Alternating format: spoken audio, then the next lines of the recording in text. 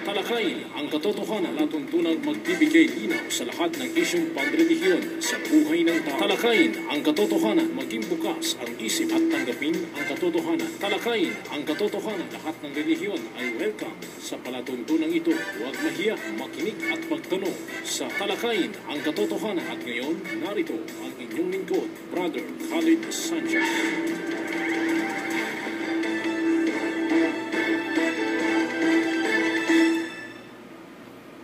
Walang kakayahan ang sinumang tao na manampalataya maliban sa kapahintulutan ni Allah at kanyang igagawad ang puot sa mga hindi nagmumuni-muni. Quran chapter 10 at ang aya ay 100. Ang bahagi ito ay hatid sa inyo ni Brother Omar Banaag at ni Sister Donabel Gari. Bismillahirrahmanirrahim. Qalu subhanaka la ilma lana illa ma 'allamtana innaka antal alimul hakim. Assalamu alaikum sa aking mga kapatid na mga Muslim. Magandang hapon po sa mga kababayang mga Kristiyano na nakikinig po sa hapong ito sa ating palatuntunan. Bagong oras po ng ating program. Dati ay tuwing Sabado po tayo, ngayon po ay tuwing Biyernes na po tayo sa ating paglilingkod, sa pagsagot at sa pagtalakay po ng mga katanungan na inyo pong ipinadala sa amin. At sa muli po, ang inyong lingkod, Brother Khalid Sanchez. Bago po dyan ay nais ko po munang bigyan daan po yung ating panawagan, ang ating pong tanggapan. Ang Mindanao People Da'wa Association ay patuloy pa rin sa kanyang pamamahagi ng libreng Islamikong babasahin. Ang atin pong tanggapan ay matatagpuan sa Panulukan ng Ruales at Sinswat Street. Dito po yan sa lungsod ng Cotabato. Bukas po yan tuwing araw po ng Lunes hanggang Biyernes, alas 9 hanggang alas 5 po ng hapon. Meron din po tayong branch ng ating tanggapan. Ito po ay matatagpuan naman sa may Notre Dame Avenue, sa harap po ng Indio, no? At bukas din po yan Lunes hanggang Biyernes, alas 9 hanggang alas 5 ng hapon. Amin pong inaanyayahan yung ating po mga kababayan, mga Kristiyano na dumalaw po sa ating mga tanggapang Islamiko upang sa ganun tayo po ay magkakaroon ng tamang kaalaman patungkol sa relihiyong Islam. Yan. At sa mga kapatid po natin, sa mga kababayan po natin na kung saan ay patuloy ang pagsubaybay ng ating palatuntunan, ito pong pangradyong palatuntunan natin ay maaari na rin pong makita sa youtube.com. Ang gagawin po lamang ay i-search or i-type nyo po yung aking pangalan, Khalid Sanchez. Doon po ay inyong makita ang iba't ibang paksa na atin pong tinalakay dito po sa radyo.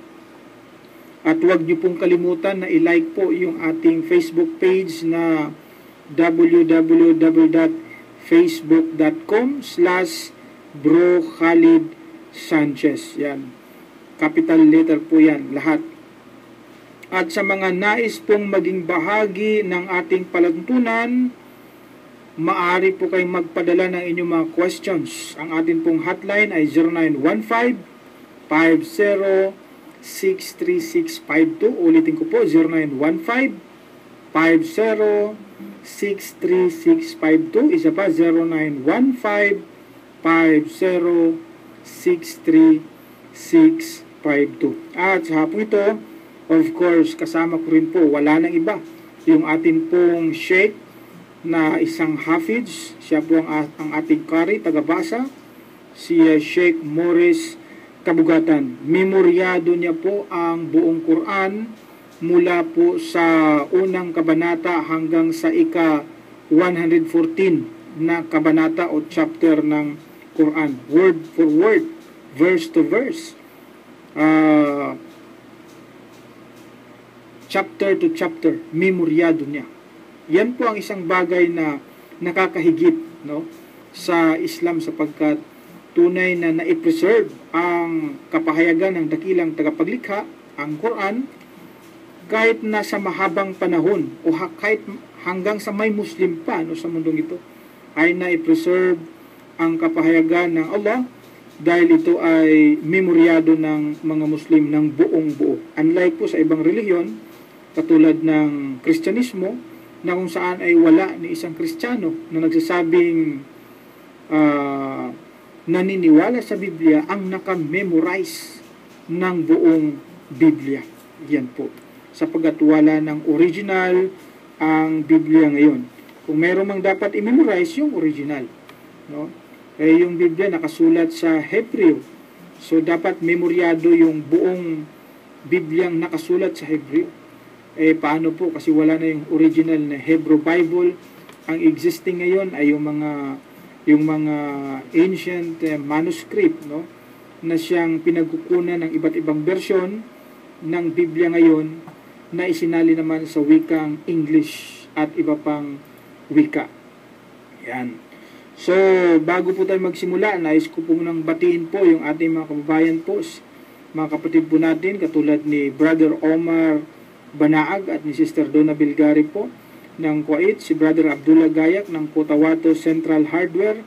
Kayo po ay may mga pangailangan sa construction, mga materials po para sa construction, dyan na po tayo sa Cotabato Central Hardware. Yan po ay nasa Mabini Street, dito po yan sa Cotabato City. At kay Brother Omar Reyes Banyas ng Kingdom of Saudi Arabia. No? Assalamualaikum sa iyo, Brad. Kay Sister Jane Pandalangan ng Abu Dhabi at kay Brother Ibrahim Mendez ng Kuwait, yung kaibigan natin dyan na best friend sa Kuwait. Ano po. At sa lahat ng mga Muslim sa buong mundo, nako, Sheikh, ilang araw na lang at Idul Adha. No? Idul Adha na. So, meron na ba tayong naihanda dyan na hudiya? Sheikh, no? Yung kakatayin. Kakatayin. Para sa in celebration sa Adha, no? Sa pag-commemorate natin sa pag-sacrifice ni Nabi Ibrahim or Abraham sa kanyang anak na si Ismail. At yun din yung mga yung may suna na fasting ni Sheikh, no? On the day before yung day of Arafah. Which will coincide on September 23. September 23, yan yung suna mag-fasting dyan, no? Na kung saan kapag mag-ayuno ka, Sheikh, ang mga previous na mga kasalanan mo ay maaring ma-erase. Ilan ba yun? 2 years? 1 year? 1 year. Oo, okay.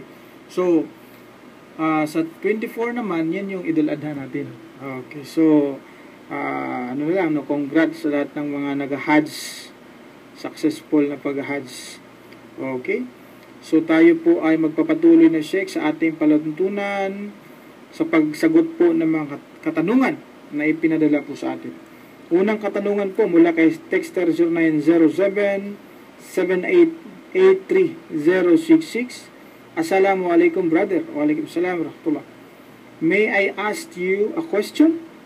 Talagang tanong din yun, Sheikh. May I ask you a question? The answer is yes. Ito ang tanong niya. Is it true that Prophet Muhammad raped many girls and killed those who did not believe in Islam? If yes or no, where did they get those information in Quran? Wow. The question, Sheikh, is in English. Mukhang mapapasubo tayo ngayon sa English, no? Well, anyway, our Prophet Muhammad sallallahu alaihi wasallam did not rape any girl nor kill any person, because that is a grave offense. Inasmuch as our Prophet, he is the implementer of the Holy Quran or the Noble Quran. So, the fact that he is the implementer of the Quran, it is not for him to violate the sanctions the laws, the ordinances of Allah. Raping a girl is prohibited in Islam. See? It is a forcible action against any woman. So that is not allowed in Islam. Let us read in chapter 24 of the Holy Quran. The verse is 33. Iqra. أعوذ بالله من الشيطان الرجيم بسم الله الرحمن الرحيم وليستعفف الذين لا يجدون نكاحا حتى يغنيهم الله من فضله والذين يبتغون الكتاب مما ملكت أيمانكم فكاتبوهم إن علمتم فيهم خيرا وآتوهم مما لله الذي آتاكم ولا تكرهوا فتياتكم على البغاء إن أردنا تحصنا لتبتغوا عرض الحياة الدنيا ومن يكرهن فإن الله من بعد إكراههن غفور رحيم. This is the nearest meaning, pinakamalapit na kahulugan. Paglilingkod sa atin ni Brother Mametadem. Basa. At ayan sila na hindi pa nagkakaroon ng pagkabuhayag, kakayahan upang mag-asawa at magtimpi sila sa bawal na pagkikipagtalik at panatilihin ang kanilang sarili na maging malinis hanggang si Allah ay magkaloob sa kanila. Ang yaman mula sa kanya, kasaganaan at sa iyong mga alipin na naghahanap ng kasulatan na pagpapalaya, ipagkaloob ninyo sa kanila ang ganong kasulatan kung inyo batid na sila ay mabuti sa pagkakatiwala at inyong pagkaloob sa kanila bahagi ng iyong. Okay. Merong pagkarugtong yan eh. Ito, sabi niya, at huwag ninyong pilitin. Ayun. Sa likod niya, at huwag ninyong pilitin. So meaning, in Islam, there is no compulsion. Walang sapilitan. Yung mga babae, do not force them to have sexual contact which is against her will.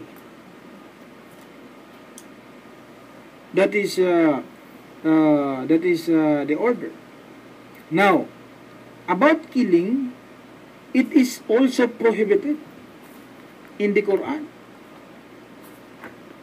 Not just in your Bible, but also in the Quran, Allah says killing is prohibited. Where can we read that? That's in chapter 17 of the Quran. The verse is 33. Iqra.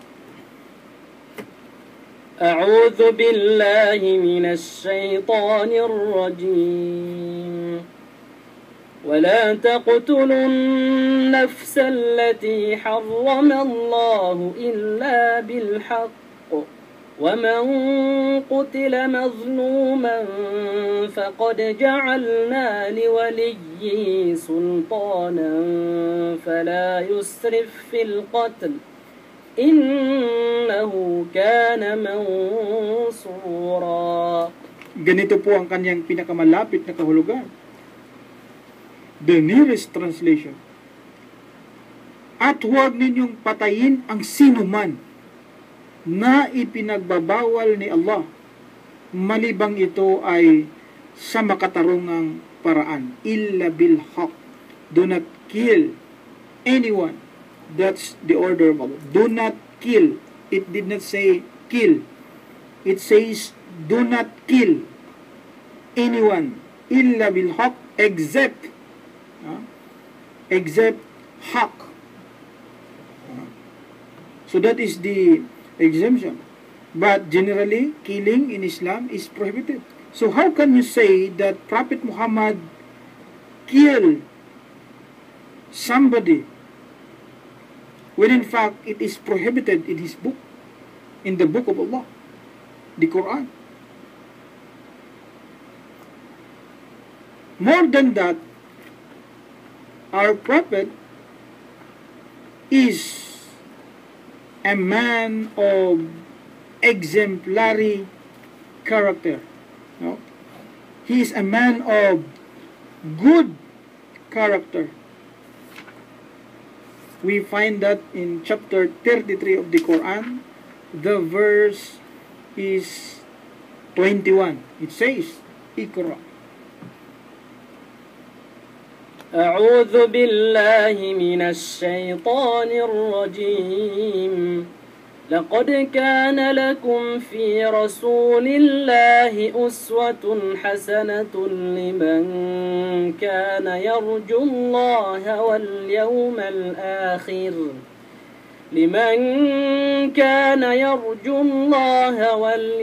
الآخر وذكر الله كثيرا. This is the nearest meaning. Katiyakan nasa sa inyo sa sugo ni Allah sa makatuwid na si Muhammad ang isang mahusay na halimbawa o pamantayan upang sundin ng sinuman na umaasa. Yan. In the messenger of Allah, we can find in him the so-called an example, a good character, an exemplary model. So how can we say, how can a man of sound mind can say that he is a rapist or a killer, when in fact he is the model of not just for the Muslims but for the entire humanity? We can find in him an excellent character. Excellent character. He is a model. Uswatun hasana. Good example. Meron bang magandang example na ipinapakita ang mga manggagahasa? Rapist? What about the killers? Wala rin. But our Prophet, maybe, if he is not a good example, you cannot find me here in Islam. If the Prophet, if Muhammad is bad, if he is rapist, killer, everything bad is in him, you cannot find me here. I will be the first to get out of this religion. See? But no, our Prophet is not like that, my friend. Hindi po siya ganyan. Nag-English tayo dito dahil ang tanong kasi siya English eh. Medyo hindi siya masyadong siguro sa pagtatagalog. So, in addition to that, the Prophet is also, aside from being an example, he had a supreme degree of morality. We can read that in chapter 68, and the verse is 4 of the Quran. You can take note all of that verses. Iqra. أعوذ بالله من الشيطان الرجيم وإنك لعلى خلق عظيم. This is the nearest meaning. At katotohanan ikaw, O Muhammad, ay nag-aangkin ng mataas at kapuri-puri na moral ng pag-uugali. Yan. The Prophet has obtained the so-called highest level of morality. Kapuri-puri pa. So, meaning, hindi siya masamang tao. Hindi siya rapist. He is not a killer. Kasi nga siya ay kapuri-puri. Pinupuri mo ba yung mga rapist na mga tao? Kapuri-puri ba yung gawaing panggagahasa? Kapuri-puri ba yung gawaing pagpatay? No, hindi. Hindi yun.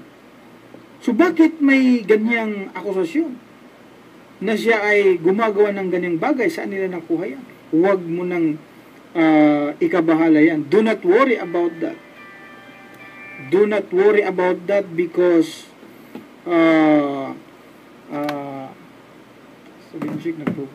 do not worry about that because sa mga ganyang bagay, no? They will be punished, paparusahan. Yung mga nangyamot sa sugo ng Allah, sila ay parurusahan. Parurusahan yan. Saan natin mabasa? Sa chapter 33 at ang aya ay 57. Ganito po ang sinasabi. Iqra. أعوذ بالله من الشيطان الرجيم إن الذين يؤذون الله ورسوله لعنهم الله في الدنيا والآخرة لعنهم الله في الدنيا والآخرة وأعد لهم عذابا مهينا. Ganito po sa kanyang pinakamalapit na kahulugan, the nearest meaning. Katotohanan ang mga nangyayamot. Kasama na dyan ang mga nanunuya, nanlilibak kay Allah at sa kanyang sugo. Si Allah ay sumusumpa sa kanila sa mundong ito at sa kabilang buhay. At kanyang inihanda sa kanila ang isang kahiyahiyang kapurusan.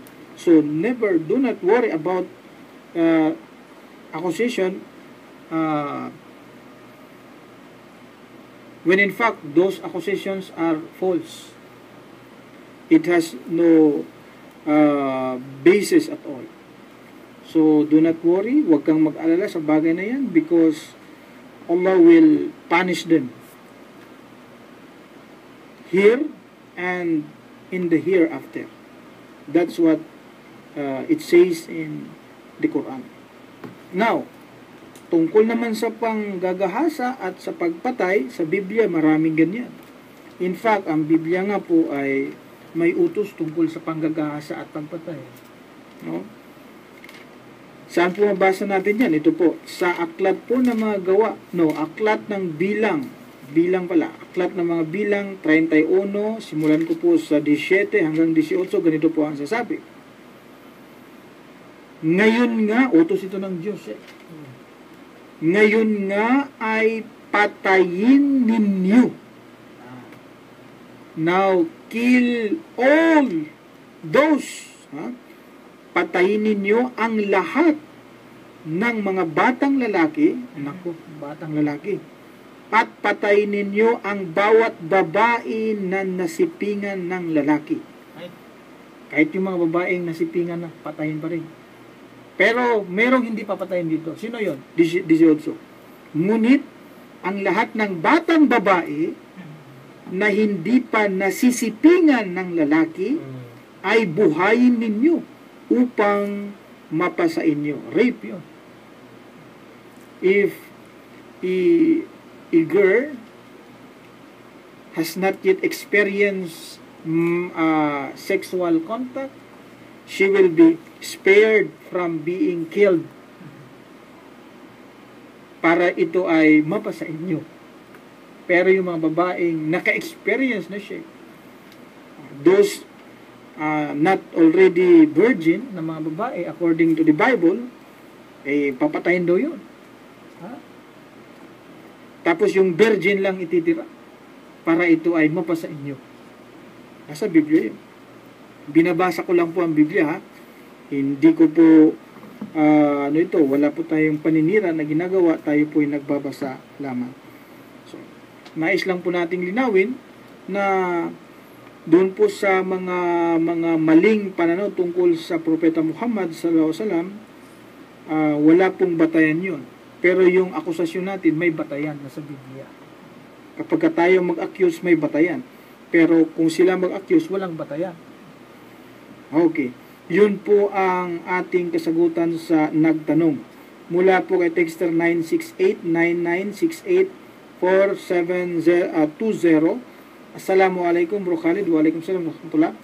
Ako po ay iyong masugid na taga-subaybay sa iyong programa. Alhamdulillah. May tanong lang po ako na kung tama o mali ang paghiganti sa taong nakagawa sa iyo ng kasamaan. Halimbawa na lamang po ay rido o gantihan ng dalawang pamilya. Gusto ko lang pong ipaliwanag ninyo sa mga tao na nakikinig sa inyo kung ano ang kaparusahan ng taong maghiganti. Okay. So, gusto niyang malaman siya kung ano raw ba itong paghiganti. Lalong-lalo na itong rido, no? Kasi may higantian dyan, di ba? Kapag isang tao pinatay, no, yung kanyang pamilya niya, magbawi rin, no? Mahiganti rin siya. Paghiganti niya pagkamatay. So, ito po, ang sinabi po ng ating maluwalhating Quran, sana po ay ma-internalize ng mga taong nakikinig na kung saan na-involved sa mga ganyang gawain. Na bilang isang Muslim, tayo po ay pinag-utusan na magpakita ng pagpapatawad kung sakaling maliit lang din na kasalanan na hindi kailangan ang tinatawag na ang kapalit nito ay buhay niya, mas maiging magpatawad. Kaysa naman buhay niya ang kukunin mo, samantalang hindi naman yun siya sapat para iparusa mo sa kanya sa nagawa niyang kasalanan sa iyo. Ganito po ang sinasabi sa chapter 7, ang talata po ay 199, Iqra. A'udhu billahi minash shaitanir rajim. Khudhil afwa wa'mur bil 'urfi wa a'rid 'anil jahilin. Sa kanyang pinakamalapit na kahulugan, ganito po yan. Magpakita kayo ng pagpapatawad at magtagubilin kung ano ang mabuti. Yun ang sabi. At lumayo sa mga mangmang. Magpakita ng tinatawag na pagpapatawad. Show forgiveness. Now, nangyari na, no? Nagkaroon na ngayon ng away yung dalawang pamilya. Dalawang partido nagkaroon ng away sa kanila.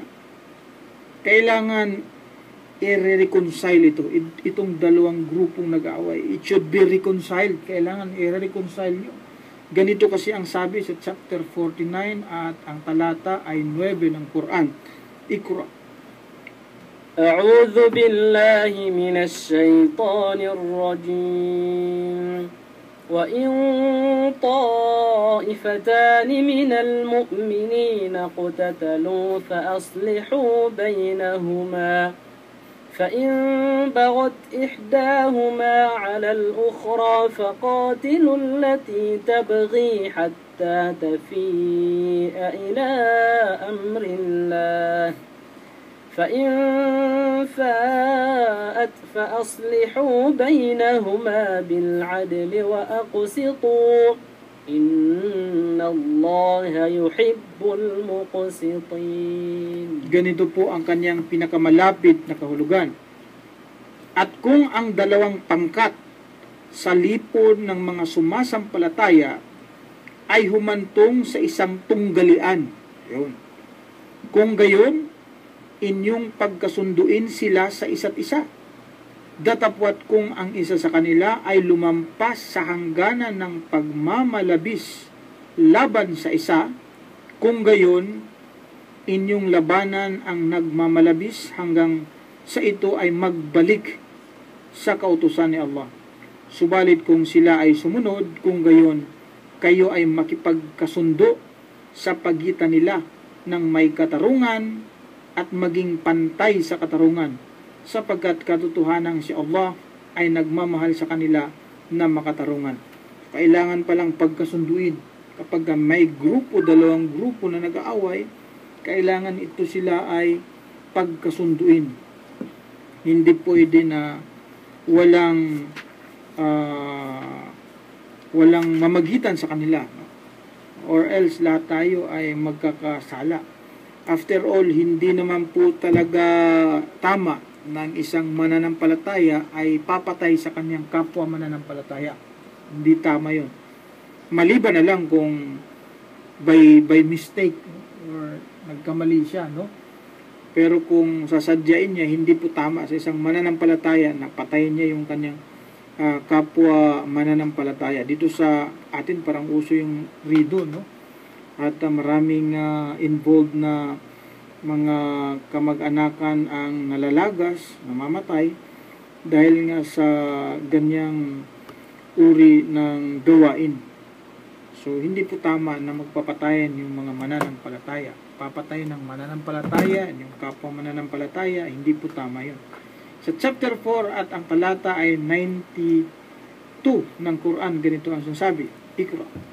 أعوذ بالله من الشيطان الرجيم وما كان لمؤمن أن يقتل مؤمنا إلا خطأ ومن قتل مؤمنا خطأ فتحرير رقبة مؤمنة ودية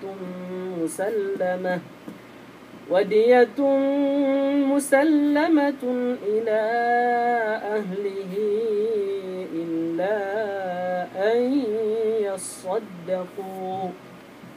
Ganito po sa kanyang pinakamalapit na kahulugan. Hindi isang katampatan para sa isang mananampalataya na pumatay sa isang mananampalataya maliban na lamang sa pagkakamali o hindi sinasadya. So, hindi raw tama ng isang mananampalataya, papatay niya yung kapwa mananampalataya. Hindi raw tama yun. Ngayon, paano kung sadyain niya na patayin niya yung isang mananampalataya? Ano ngayon ang kabayaran niya? Ano ang kabayaran kapag pinatay mo ang isang mananampalataya? Dahil sa isang rido-rido na yan.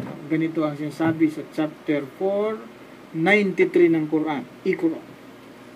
أعوذ بالله من الشيطان الرجيم ومن يقتل مؤمنا متعمدا فجزاؤه جهنم خالدا فيها وغضب الله عليه ولعنه وأعد له عذابا عظيما.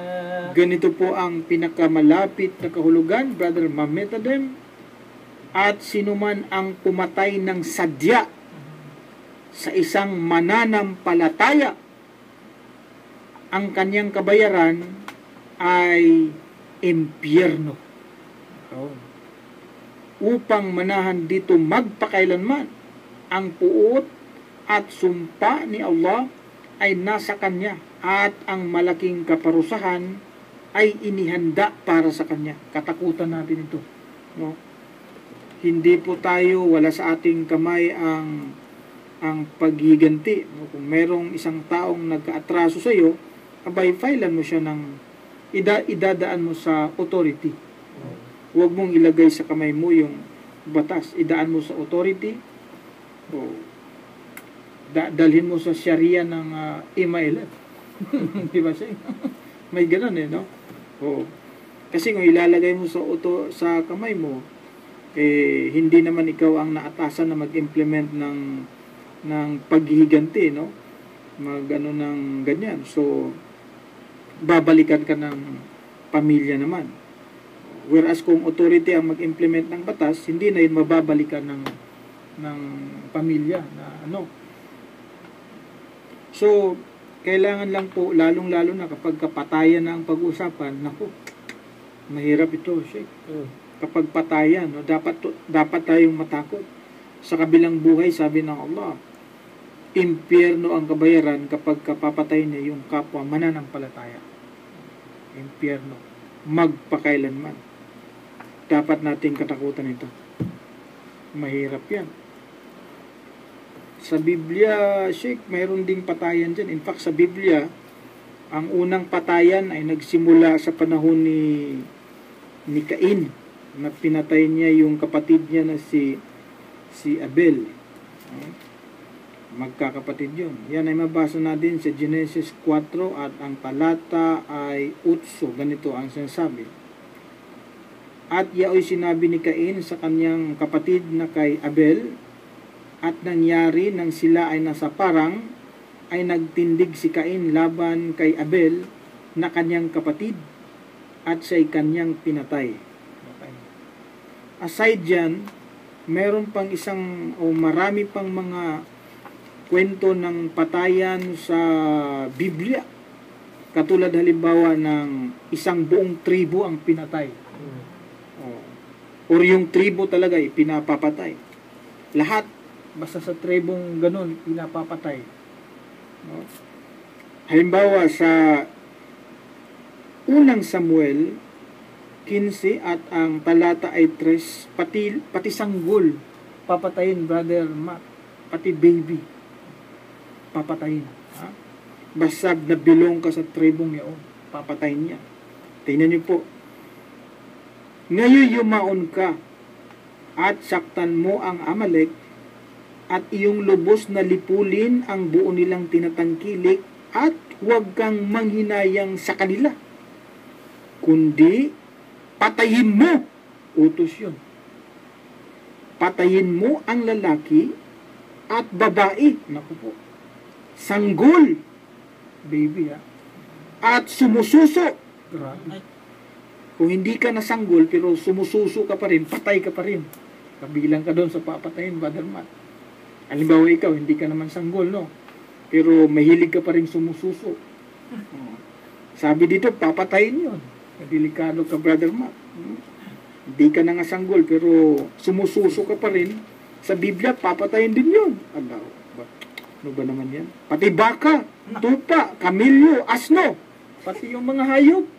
Walang pinapalampas, no? Sa Biblia po yan. Hindi po. Basahin niyo po kung sakaling meron kayong Biblia po. Unang Samuel 15 at talata ay 3. Patayan po yan. Sa Biblia po yan. Yun po ang aming kasagutan doon sa nagtanong. Mula po kay Texter 966, Saudi Arabia to Sheikh, 5519-38759. Sabi niya, salam bro, waalaikumsalam, rahmatullah. Tanong ko po, bakit hinahayaang mangyari sa lahat ng bansa katulad nangyari sa Syria, Iraq, kahit sa atin sa Pilipinas, Palestine, Burma, na mapatay ang alipin ni Allah, Ridwan ng Kingdom of Saudi Arabia? Bakit daw hinahayaang mangyari yung ganyan, no? Patayan. May mga Muslim na pinagpapatay, hindi lamang sa lugar natin, kundi maging sa ibang bansa. Sa Syria, maraming namamatay doon, Sheikh, no? Bakit daw nangyayari ito? Individually speaking, bilang isang Muslim, minsan tayo ay sinusubukan ng dakilang tagapaglikha. Minsan sinusubukan kanya. At may mga uri ng pagsubok na ibinibigay ang Allah sa atin. Kabilang na dyan yung pagkamatay. Sa chapter 2 at ang aya ay 155 ng Quran, ganito ang sinasabi. Ikra. أعوذ بالله من الشيطان الرجيم ولنبلونكم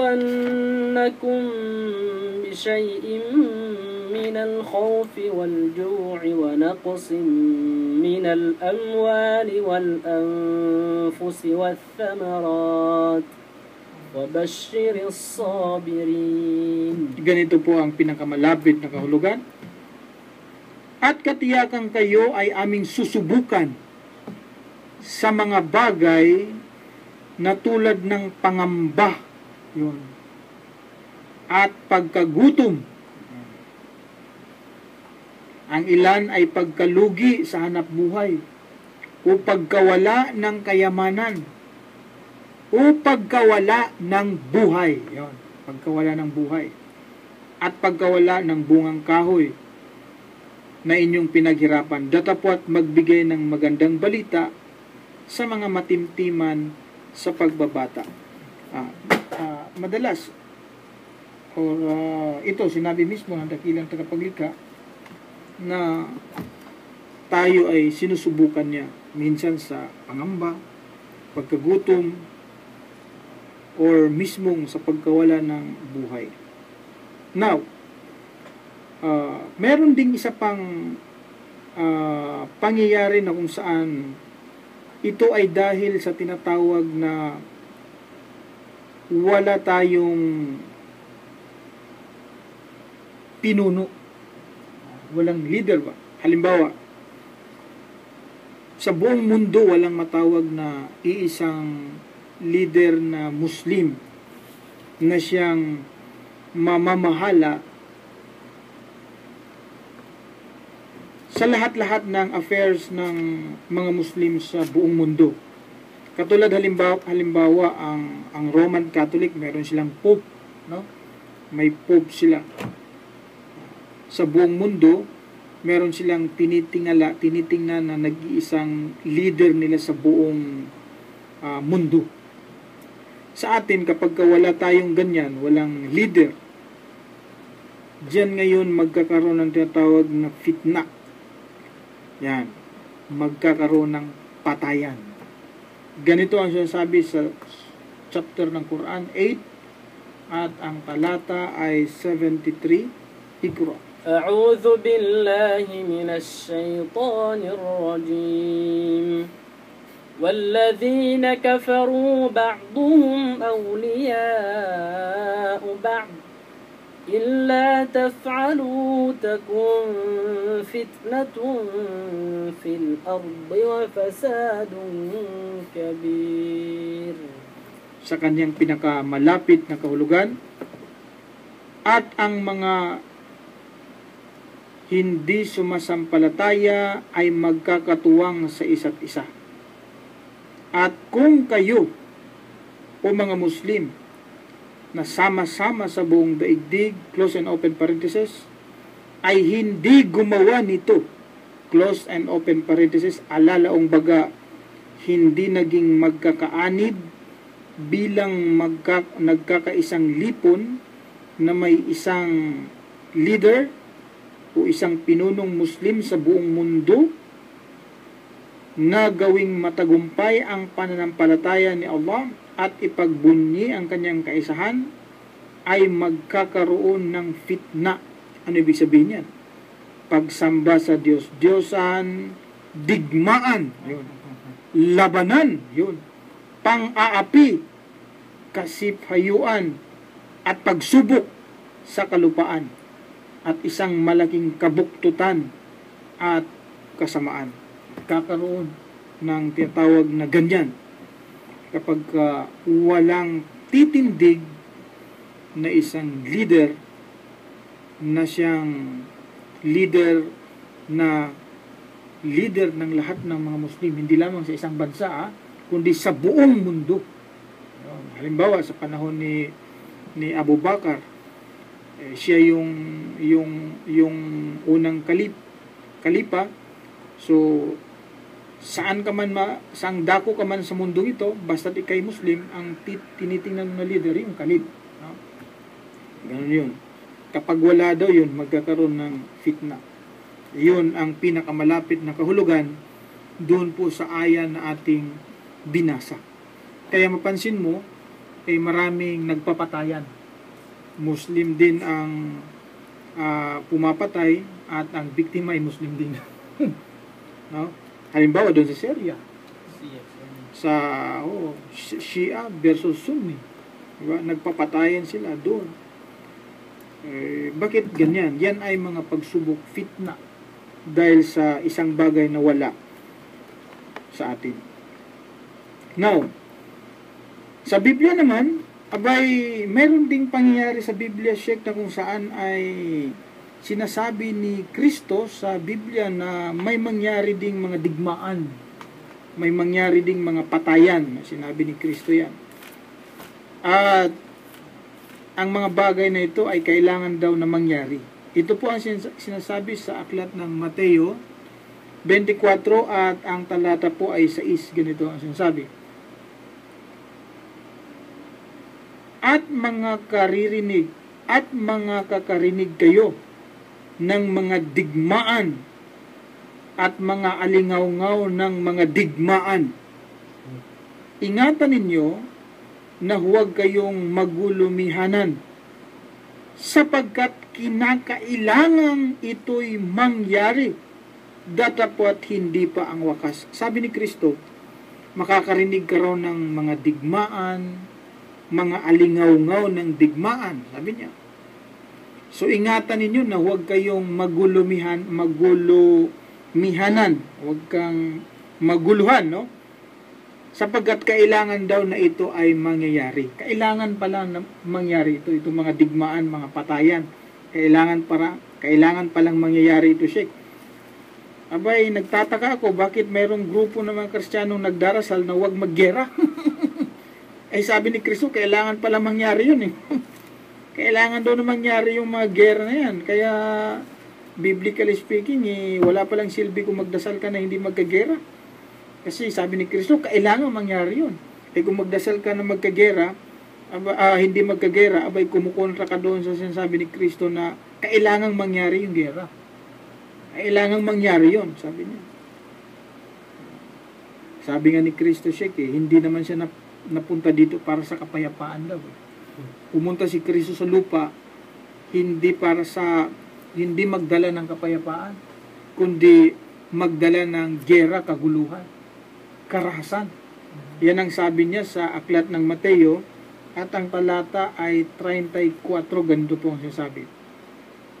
Huwag din yung isiping ako'y naparito upang magdala ng kapayapaan sa lupa, sabi ni Kristo. Hindi ako naparito upang magdala ng kapayapaan, kundi tabak, sword. Ibig sabihin, gera. So,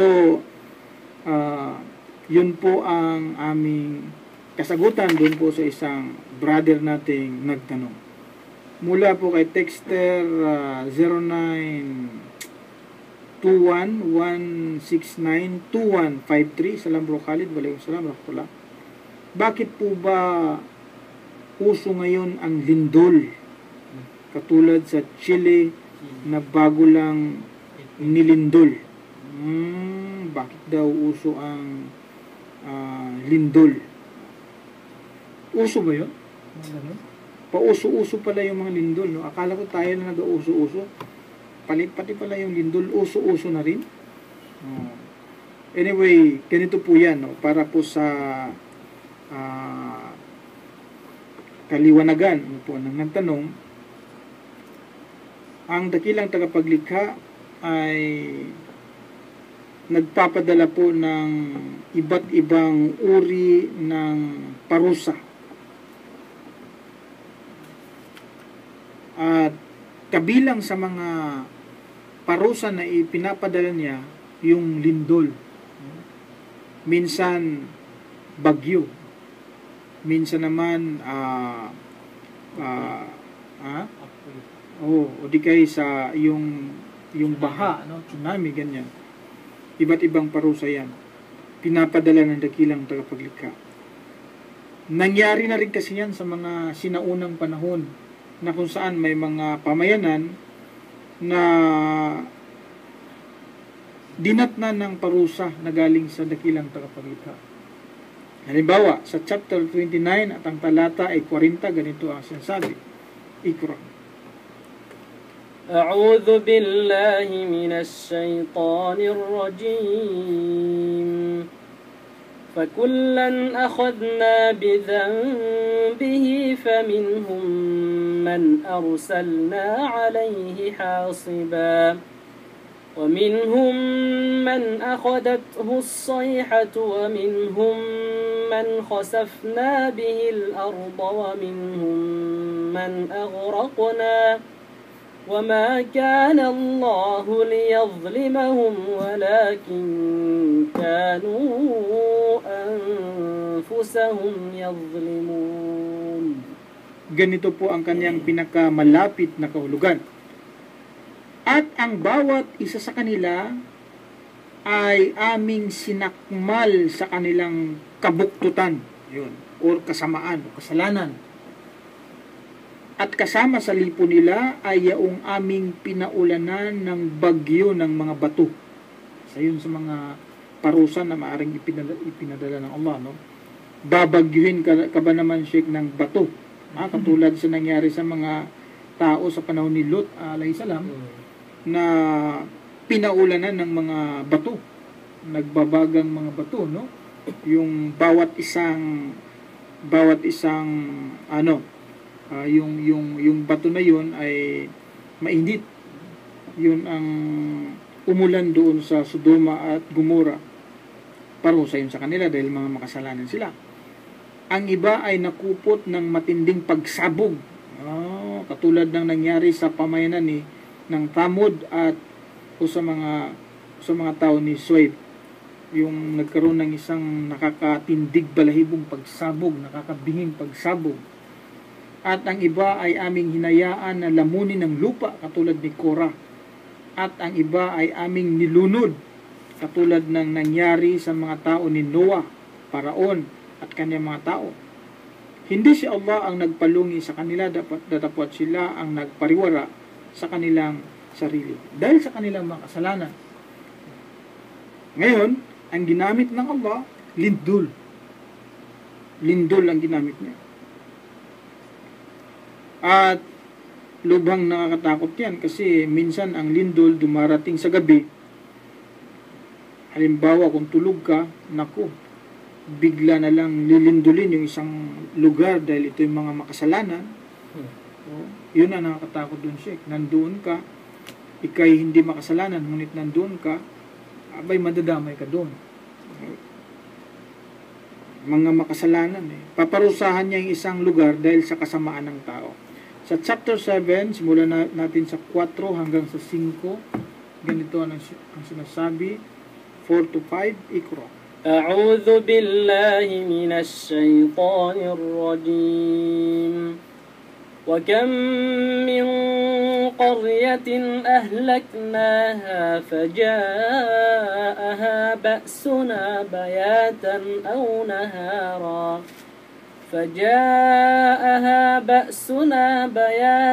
أو هم قائلون فما كان دعواهم إذ جاءهم بأسنا إلا أن قالوا إنا كنا ظالمين. Ganito po ang pinakamalapit na kahulugan. At maraming bayan o mga pamayanan ang aming winasak dahilan sa kanilang kasamaan. Ang aming kaparusahan ay dumatal sa kanila nang bigla sa gabi habang sila ay natutulog o sa kanilang panghapong pamamahinga. Walang anumang sigaw ang kanilang nasambit nang ang aming kaparusahan ay sumapit sa kanila. Maliban sa katotohanan kami ay zalimun, mga mapagsamba sa Diyos-Diyosan at mapagawa ng kabuktutan. Yun, alam natin yung lugar na yan, Chile, naku, ang daming mga mapagsamba sa Diyos-Diyosan diyan. O, lugar kasi yan ng mga mga taong gumagawa ng taliwas doon sa kagustuhan ng dakilang tagapaglikha. Maging ang Biblia nilalabag nila. Sumasamba sa mga Diyos-Diyosan, gumagawa ng kasamaan maliban doon. Kaya hindi malayo o hindi katakataka kung bakit sila ay nilindol. After all, ayon sa Biblia, yung lindol, ang may gawa niyan, yung Diyos. Hindi yung demonyo, yung Diyos ang may gawa niyan. Dahil sa demonyo ang nakatira sa isang lugar, lilindulin ng Diyos yung lugar. Siyang may kakayahang maglindol. Tingnan mo Awit 60, 1 hanggang 2. O Diyos, iniwaksi mo kami, ibinagsak mo kami, ikaw ay nagalit, o Papa, na uliin mo kami. Iyong niyanig ang lupain, iyong pinabuka. Ayun, sabi niya, Sheikh, siya raw ang nagyanig ng lupa, no? Siya rin ang nagpabuka ng lupa. So, ang tanong ay, bakit niya niyanig ang lupa? Bakit niya ito niliglig? Bakit nilindol? Bakit nayanig ang lupa? Ito ang sagot. Jeremias 10, ang talata ay 10. Ngunit ang Panginoon ay tunay na Diyos. Siya ang buhay na Diyos at walang hanggang hari. Sa kanyang puot, ibig sabihin sa kanyang galit, ay nayayanig ang lupa at hindi matatagalan ng mga bansa ang kanyang galit. Ito palang lindol, ayon sa Biblia, Sheikh, ito pala ay bunga ng galit ng Diyos. Of course, ang Diyos naman di nagagalit kung ang tao ay mga mabubuti. Diba? So the fact na ang Diyos ay nagalit, dahil ang mga tao nakatira dyan, mga masasama, kaya sila nilindol. Dagdagan pa natin. Job, sa aklat ng Job 9, simulan ko sa 5 hanggang sa 6, na siyang naglilipat ng mga bundok at hindi nila nalalaman. Pagka nililiglig niya sa kanyang pagkagalit, na siyang umuuga ng lupa sa kanyang kinaroroonan at ang mga haligi nito ay nangayayanig dahil sa galit talaga ng Diyos. Kaya yung isang lugar ay dinadalaw ng lindol. At hindi naman siya magagalit kung ang mga nakatira doon ay mga mabubuti, mga masasama. Nakagawa sila ng kasamaan o isang bagay na ayaw ng dakilang tagapaglikha, kaya sila ay nilindol. At sa lugar natin, hindi malayang mangyari yan. In fact, maraming beses na ang Pilipinas ay nilindol, no? Dinaanan ng ganyang kalamidad. Dahil ang tao ay ayaw pang magsisi sa mga kasalanang nagawa niya. Mula po kay Texter 0929-7285-500. Assalamualaikum, Brother Khalid. Waalaikumsalam warahmatullah. Sino po ba si Imam Al-Mahdi? Kailan siya darating at anong gagawin niya? Tinatanong niya siya kung sino si Mahdi, Imam Mahdi. Magandang topic actually ito, tungkol kay Imam Mahdi. Kasi ito ay isa sa mga tanda, yung pagdating niya, Sheikh, ay isa sa mga tanda ng pagkagunaw o katapusan na ng mundo. At ang Propeta Muhammad sallallahu alaihi wasallam ay may mga binabanggit tungkol sa pagdating niya. No? Tungkol sa pagdating niya. Sabi pa nga niya sa isang hadis, sabi niya, kung isang araw na lang ang natira sa mundong ito para magunaw, pahabain ito ng Allah upang ma-accommodate yung hanggang sa lalabas yung isang tao, sabi ng propeta, na mula sa kanyang angkan, na ang kanyang pangalan ay katulad ng kanyang pangalan at siya ay maghahari sa mundong ito. Ang Mahdi na tinatawag po, ang pangalan niya daw ay katulad din ng pangalan ng Propeta Muhammad sallallahu alaihi wasallam. Pero hindi siya propeta, Sheikh. No? Ang pangalan niya ay si Muhammad at ang pangalan naman ng kanyang tatay ay Abdullah. Si Muhammad na anak ni Abdullah. parehong-pareho ang kanyang karakter sa Propeta Muhammad sallallahu alaihi wasallam. Ang pag-uugali nila halos magkapareho ang kanilang pag-uugali, maliban na lang yung kanilang itsura. Pero pangalan pareho. At lalabas ito siya sa panahong ang mundo ay punong-puno ng tinatawag na inhustisya at pang-aapi sa mga Muslim. Oppression, injustice. Kumbaga overflowing na yung pang-aapi sa mga Muslim. Inhustisya. Yan. Lalabas ngayon si Mahdi. Siya po ay mula sa angkan ng propeta, sa angkan ng mga Quraysh, no? At lalabas siya upang kalabanin yung mga mapang-api. Isa sa mga bagay na gagawin niya ay una niyang makalaban yung si Dajjal. Yung si Dajjal po ay yun po yung tinatawag na Antichrist, Antikristo. Before pa makalaban ni Jesus Christ yun, una munang makasagupa ni Dajjal itong si Imam Mahdi na ito. No? Magkaroon sila ng sagupaan hanggang sa makarating si Imam Mahdi na ito doon sa parting Syria, sa may Damascus. May isang masjid dyan na kung saan dyan siya mag-perform ng kanyang pagdarasal sa Fajr. Yan din yung time na darating yung si Isa, si Jesus Christ. Bababa siya mula sa langit, kasamang magdasal o kasama silang magdasal ni Imam Mahdi na yan. Sila ngayon ang magkasama at mula doon ay hahanapin ni Kristo yung Antichrist, yung si Dajjal, at kanya itong wawakasan.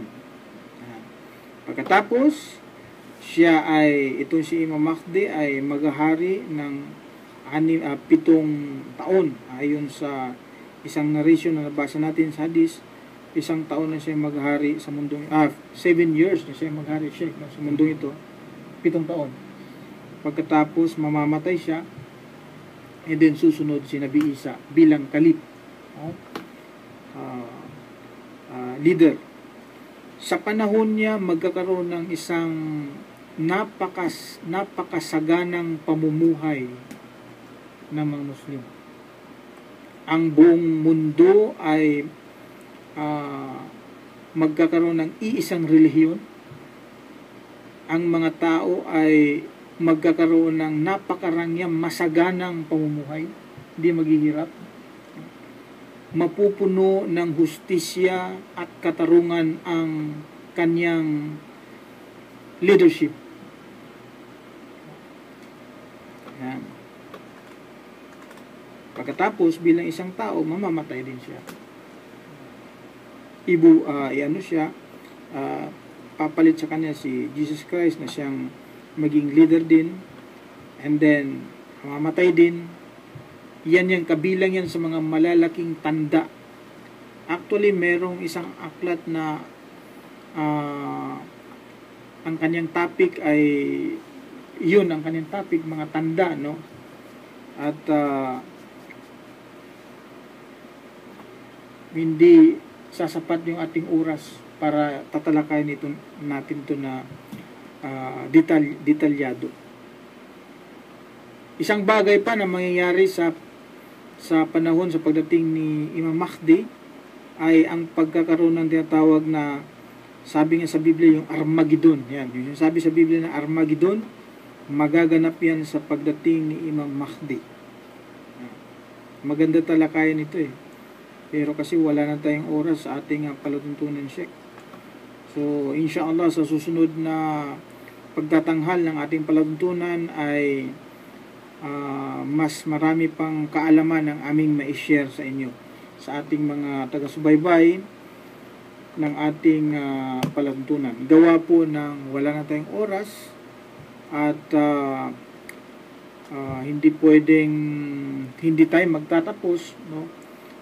Kami po ay magpapasalamat na lamang sa inyo, sa inyong walang sawang pagtangkilik, pakikinig sa ating palantunan.